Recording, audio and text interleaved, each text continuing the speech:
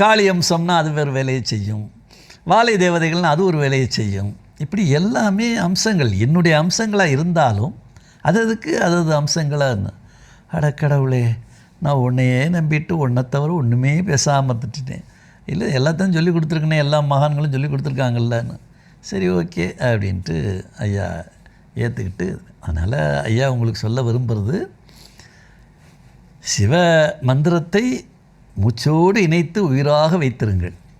அதே சமயத்தில் ஏதாவது விதியை மீறி ஒரு பிரச்சனையை நீங்கள் தீர்க்கணும்னு சொன்னால் சொக்கன்ட்டுக்கு சொல்லுங்கள், கபாலீஸ்வரர்கிட்ட சொல்லுங்கள், மானசீக பூஜை பண்ணி வேண்டி அவங்க பேரையும் உச்சரித்து ஒரு தீபாராதனை மனசுக்குள்ளேயே செஞ்சிட்டிங்கன்னா அந்த அம்சங்கள் அந்த வேலையை உடனே உங்களுக்கு செய்யும். நடராஜருடைய தாண்டவத்துக்கு நீங்கள் தீபாராதனை காமிச்சிட்டிங்கன்னா என்ன வேலை வேணாலும் பண்ணுவார்.